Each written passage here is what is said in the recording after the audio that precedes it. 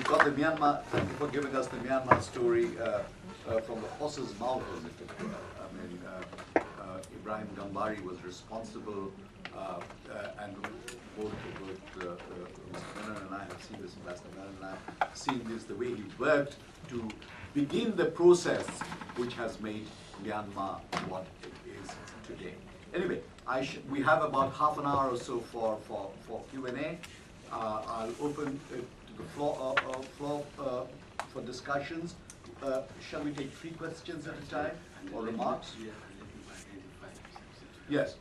You will please identify yourself, even if I should know you, for the record and also for the speaker. Okay, for the first intelligent question, yes. I'm from ISIS. Thank you very much, sir, for a really brilliant and self-effacing account of your mediatory role. The question is, given your familiarity with Myanmar, how much of truth is there in the general belief that India and China are competing today in Myanmar for the affection of the Myanmarese authorities, including, in a sense, Aung San Suu Kyi? And secondly, did Aung San Suu Kyi at any time complain to you against China and India when you met her, saying that China and India were not doing anything to bring about democracy in Myanmar? Thank you. Okay, we've got one.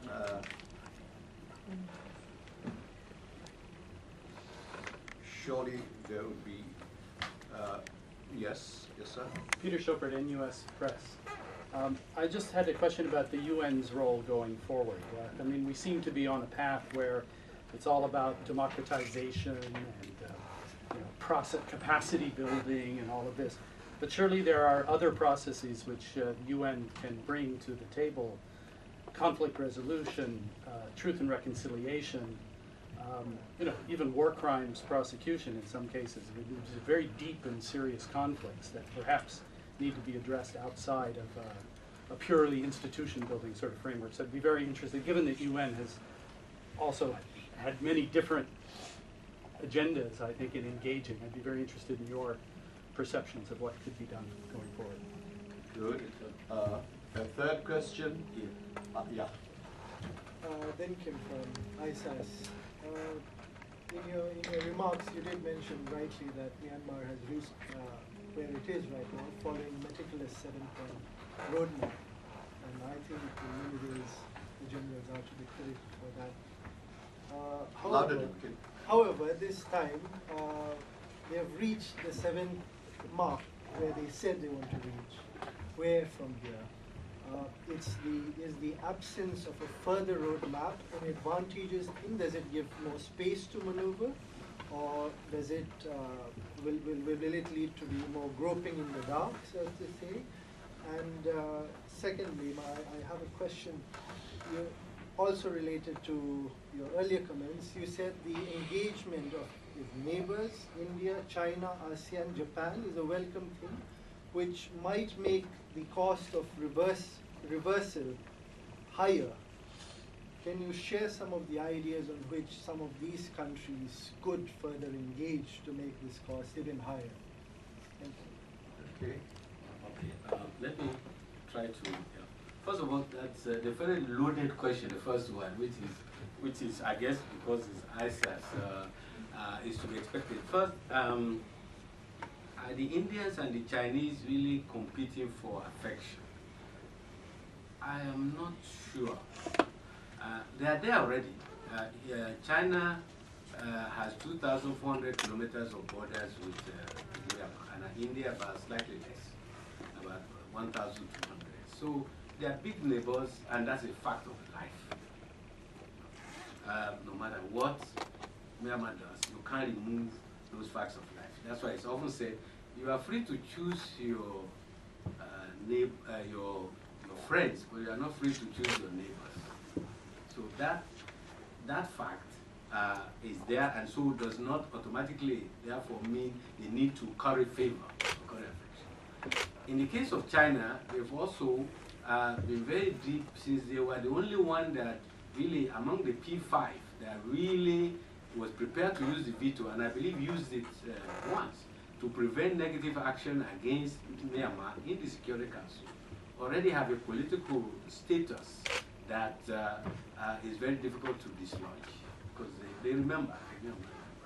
Thirdly, you have some strategic calculations by the Chinese themselves. They don't want, that's why they've always preferred stability, because they don't want things to break apart, things to fall apart in Myanmar. Almost for the same reason that perhaps in North Korea, they don't want a complete breakdown, because what will happen then, all kinds of millions of people are refugees, where will they be headed? Will be China. That's another point, which is the ethnic Chinese minorities. That's a factor in Myanmar that is real. And that's why they are so concerned about some of the border area, Kachin and others, and they've gone out of their way to actually be mediator, because they realize that will be bad if it goes out of hand. So really, for strategic reasons, for practical reasons, they don't need to curry favor. In fact, I would argue, I cannot speak for the Chinese Foreign Ministry, that they don't mind, they didn't mind Myanmar deciding on their own to open up and to open up to the West, because they don't want to see as if they are competing with the West, you know. Because some of the resources that the West can bring, maybe the Chinese are not willing or in a position to provide. Also, they realize that the international economic system is dominated by the West. That's also a fact of life. IMF, World Bank. And the only way in which Myanmar can get access to them is to, you know, in a way, move towards them. And they also realize, above all, that they are Myanmar, they are very proud people. They are not about to substitute Western dominance for anybody else's dominance. That's not them. So they will handle it. Now, the Japanese, interestingly, you didn't mention them, but they are the ones that I would wish I could do more research on, because they have a soft spot for Myanmar. Some people say it is historical, something that happened during World War II, when the tide turned and the Japanese were held as prisoners of war, and the kind of kindness that was shown to them. And so you have generations of Japanese people who have now assumed very important position in Japan, who remembered that they were treated humanely when there was no reason for them to do so, because of the way they had behaved when they had the upper hand. And for whatever reason, anyway, the Japanese have always had a soft spot. That's why they were with the West on almost every other issue, except when it comes to sanctions on Myanmar. And I think they are one of the people that will come in a big way to try to help Myanmar, because they never stopped, you know, they never stopped. Even when some Japanese people were killed, you know, they still kept. Now, ASSK, they did complain against India and China. I never really had a talk about India at all. And if she did, it would be one of sorrow more than anger, because India used to be very much supportive of ASSK, but it changed at some point. So I think it will be more of a sorrow rather than anger, because you definitely want that to go back. Well, with the Chinese, I raised the question, you know, and again speaking, you know, to you as an academic, no longer freed from UN affiliation. Even in my own country, I'm no longer an official of my own country. I can be frank with you. I told Aung San Suu Kyi, I said, you know, you have to, if you want to get out of here, out of detention, you have to find a way of talking to the Chinese. Because I argued, I said, look at Cuba, small Cuba. The United States have never tolerated Cuba under communist rule. Why do you think the Chinese will tolerate an openly pro-Western leader at their doorsteps? So, you know, just reach out, you know, to them, to the Chinese, because they will have an influence. They are the biggest neighbor you have, the longest border. It takes two, and I respond to that. Well, I don't mind to tango, and I've made efforts to reach out, but I've not got anything back. So that's about all. So in India, really no comment, and if she were, it would be more like sorrow rather than anger. And with the Chinese, she realized this, but she's also waiting to have some signal that they are ready to reciprocate. But it's quite clear, though, of course, that India and China need Myanmar's resources. They need energy. But then it's not just about Myanmar. The Indians and the Chinese need energy everywhere in the world, including in Africa, especially. Also Nigeria, I think 20% of India's oil comes from Nigeria alone. Yeah. So they need, so if you can have it close by, it will be cheaper. Why not? So you will see some competition for resources. It's logical, it's not new, but not a new factor at all. But they now have to be very, very, very careful. The second point is, you are quite right. You know, one of the biggest problems with the mediation, especially, is that for the Western countries, it's all about Aung San Suu Kyi, democracy, and human rights. You know, and it was a fight and a struggle to get them to go beyond that. But the attitude is, and you know, it's not unique to Myanmar, it's everywhere. They would rather wait until a problem is resolved, then they will bring out the carrots. And they will broaden, then the IMF will come, the World Bank will come, the UNDP will come, investment will come. So that is their style, that is their policy. Now, so even while doing mediation, there is a struggle, to be honest with you, it's a struggle. They don't want you to talk about anything other than release of Aung San Suu Kyi, human rights and democracy. And you know, as a mediator, if that's all you are going to do, you are not going to gain much traction. So we struggle to broaden it, you know. Now that the opening is there, the UN and the UN system. Again, talking off the record, the UN family is a very dysfunctional family. But when they function fairly well, they can deliver. And how to coordinate the IMF, the World Bank, the regional economic commissions, it's a challenge, but it's doable. And I think if they do it in Myanmar, it really will endear them, frankly, the UN, the Western countries, to Myanmar government and people. But they have to do it soon. Otherwise, if they don't, and others do it on a bilateral basis, then they will begin to question what is the value added of the UN. Although I must tell you, in 90% of the developing world, people are beginning to question the value added of the UN in the development area. Let me give you an example from Africa. Because I just come back from, as I said, just left Darfur. In Sudan, one country, there are 3 different UN peacekeeping operations. In Darfur, in Abyei, and in South Sudan. Guess what the cost is to the UN? It's about $3 billion US for one country, for what used to be one country. Somehow they are willing to spend that much of money on peacekeeping, but when it comes to say, how about some development, how about some investment, how about, you know, I'm afraid that it's very stingy. And also, the UN has not been very good at peace building. That is, countries that have stopped fighting, how to help them to consolidate the peace. Their record is not very good. Even when they established something called for the first time, United Nations Peace Building Commission. Amzovano Meno was one of the architects of this Peace Building Commission. But to be honest with you, I don't see what they have done anywhere that really substantial value added. That is a Peace Building Commission. You know. And will have the right to reply. Yeah, and I would say that, and it's not the UN, it's the member states, you know, that don't put the. And I'll just give you an example where they are putting one country, they are preferred to do peacekeeping, $3 billion a year. A year. Imagine if they do this 5 years. That's, you know, 15 billion. It will make tremendous difference today. But believe me, it's a losing argument. You try to. Let me give you another even ridiculous example.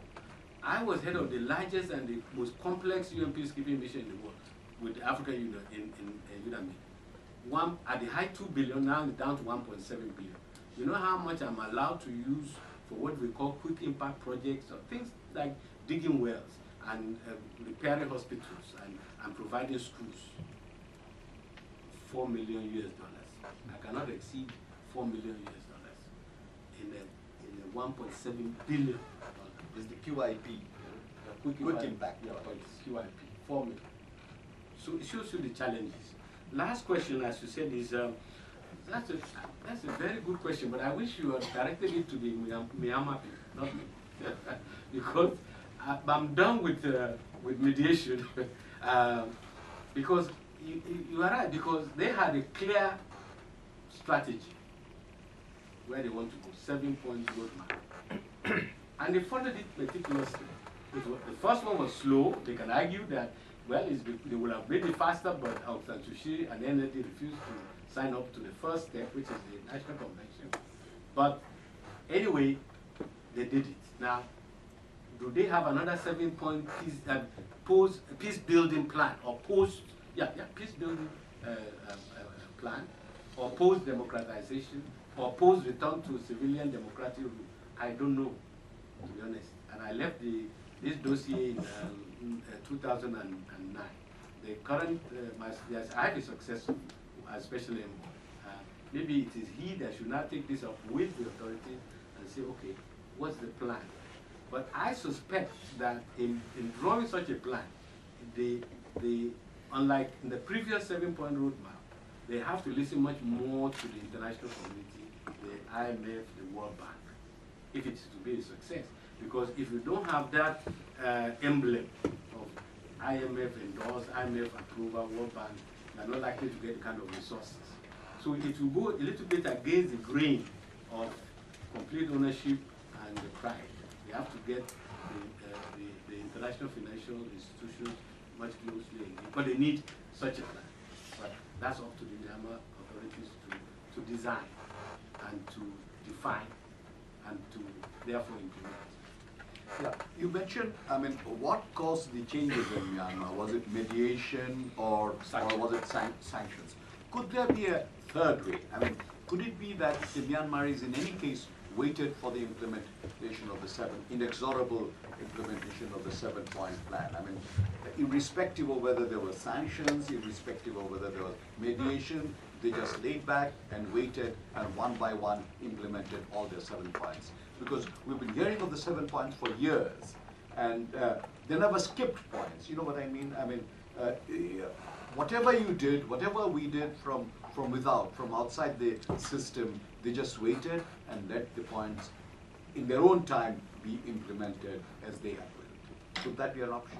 Was that an option?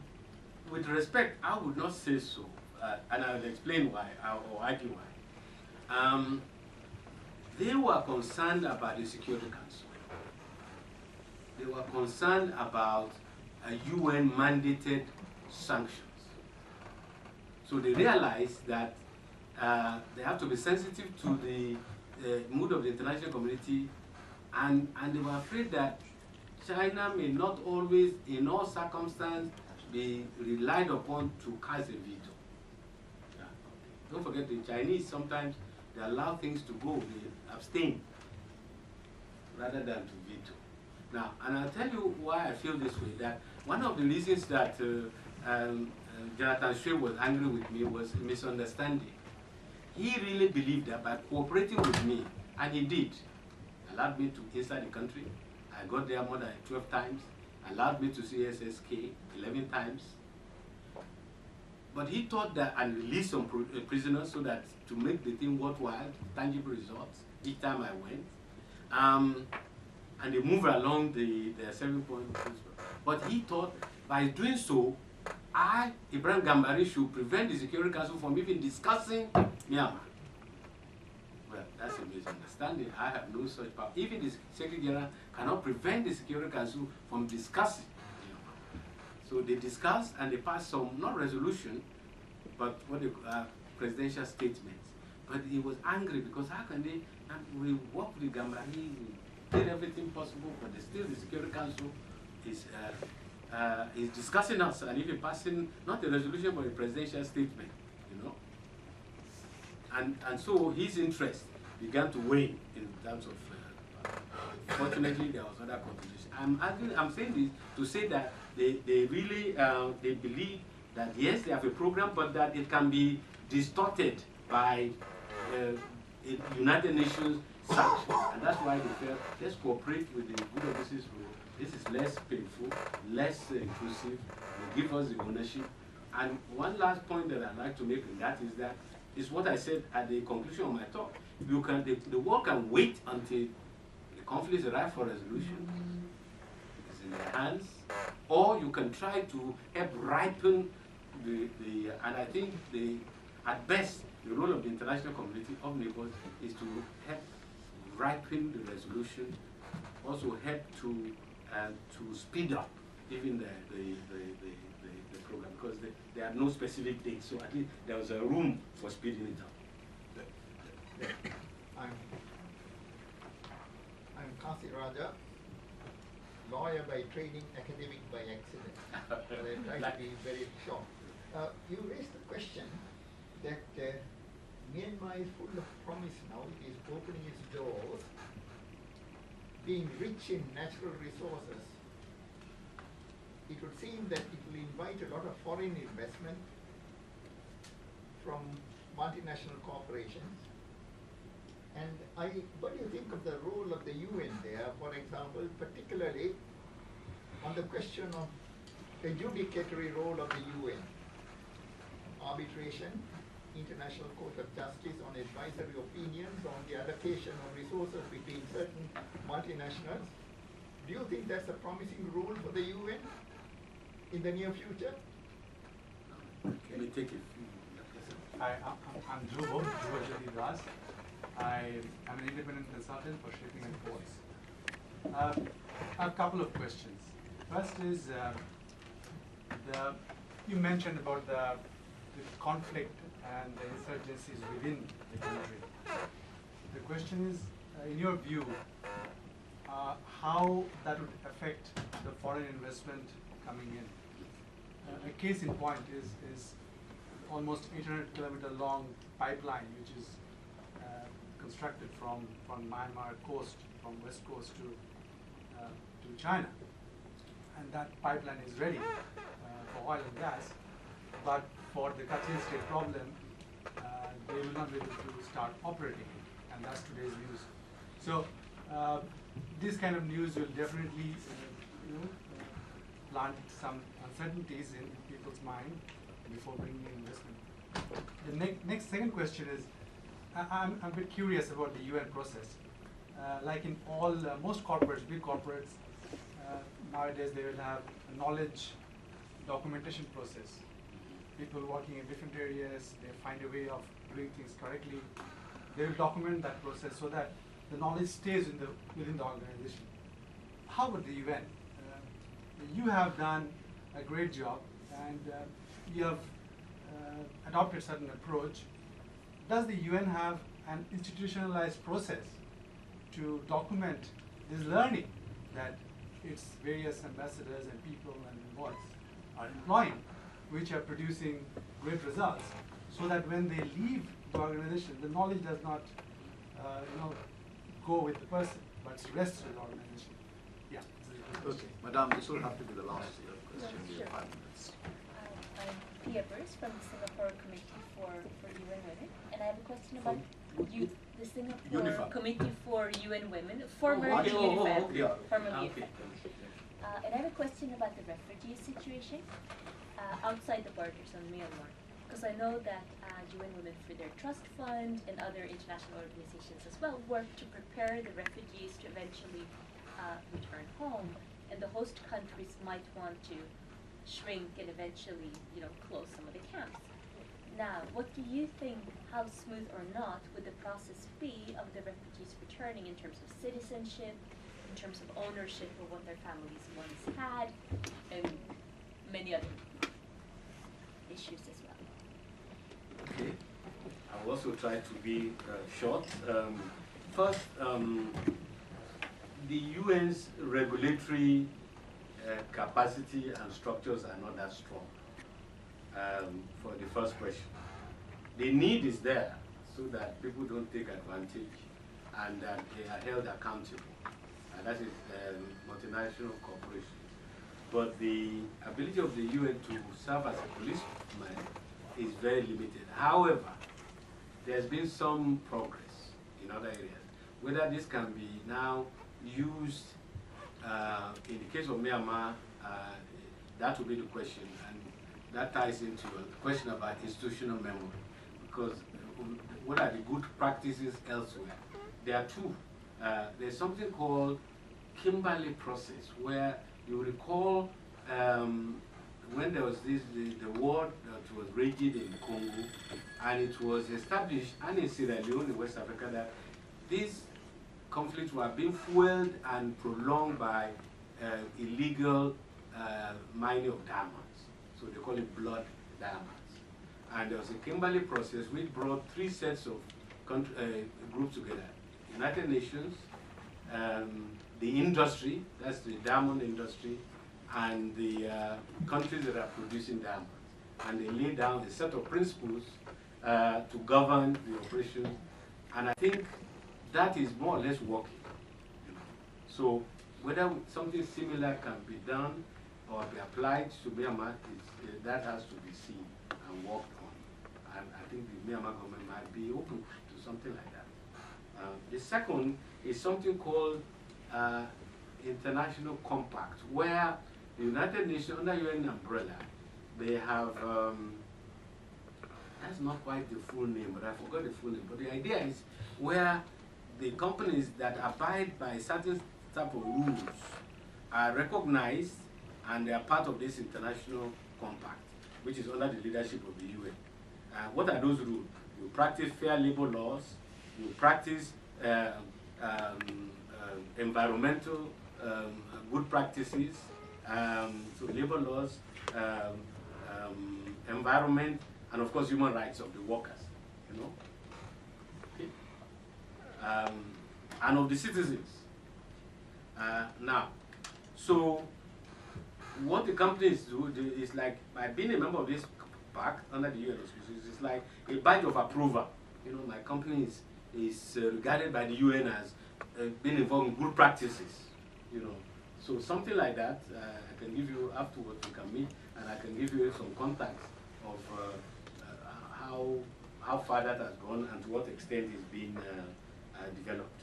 So offhand, those are the two things that I can think of. Of course, the third might be that those companies, like taking my own country's case, like you've heard of the Niger Delta and the pollution, and some individuals are now suing big companies, Chevron and Shell, in domestic courts in The Hague and in the US, asking the courts to determine that these practices by these companies is exploitative, is poisoning the environment, and these companies should be held accountable. So sometimes the case is decided against the community, sometimes the communities win some battles. So that's another avenue that is open.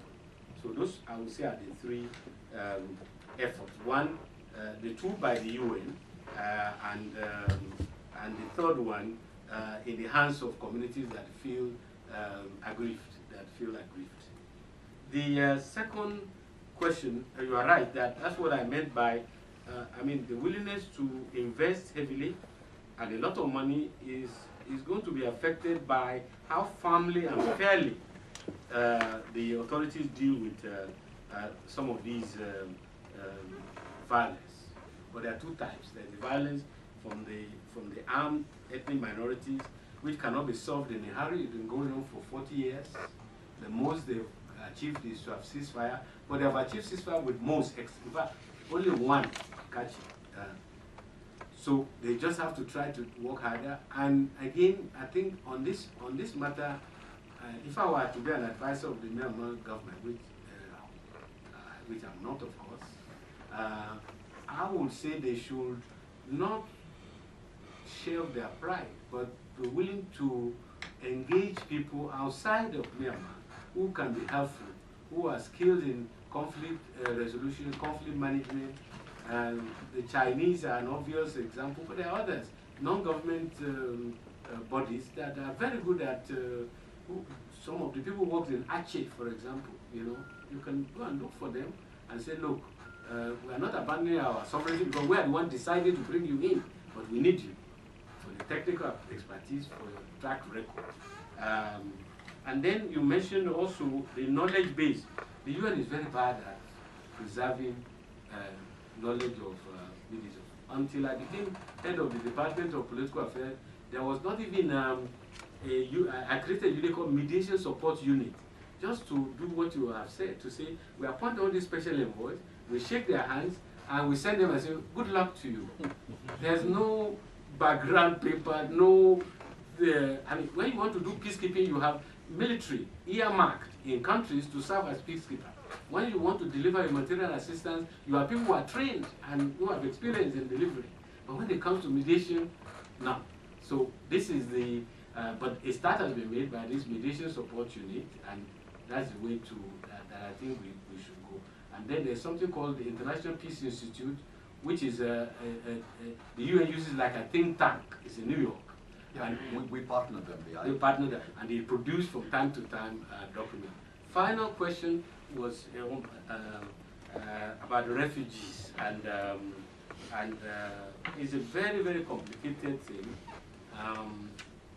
But there are conventions on the treatment of refugees in the receiving countries and the rights of refugees. The most problematic thing is internally displaced people, people who are displaced within their own country. There is no convention on how they should be held. There are no rights that are guaranteed. And unlike refugees, because in the case of refugees, you have a whole UN body responsible for refugees, called United Nations High Commissioner for Refugees. So there's no searching for internally displaced persons. So how the country handles internally displaced persons, in my view, is far more important than the refugees, because that can be negotiated state to state. You have an international convention, you have also international bodies. And then when it comes to, of course, the case of the Rohingya is a very complicated matter. And this is what the Myanmar government itself, in an inclusive process, has to resolve. It's interesting that ASSK, the Aung San Suu Kyi, she has been very careful to comment on these issues. It should be interesting to find out why. In my view, it's because it's very complicated. And also that she's become, from an activist, she's now a politician that has to worry about her base. And, but what should never be compromised, and this is my last word, is if you want peace, you have to include people. You can exclude and you will have no peace. But if you want peace, you have to include. Secondly, Myanmar, and this is something that I found, they are very particular about the rule of law and contracts. So I think one way is to ask them to apply their own laws about equal protection under the law. Equal protection under their own laws. I found that is what works most. Hold them accountable for what they themselves say this is their law. Well, thank you. We've had a very stimulating conversation. We have it was a very interesting dialogue. Of course, it was very stimulating, but at the same time, there are many questions that remain with regard to Myanmar. But the fact is that all these efforts that we have spoken about has relinked Myanmar to the global community. As the mighty Rabindranath Tagore once said, that you cannot cross the seas by standing at the water's edge and waiting and looking at the seas. But the process of crossing has begun, and it is to people, individuals like you, and to the institution that you represented at that point in time, the United Nations, to which much is owed.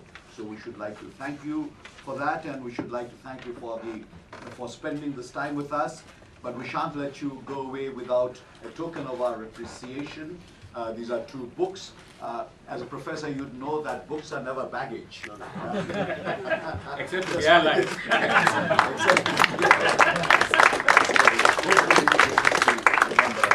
Thank you very much. All of you are invited to a tea reception there and to some further interactions with the professor.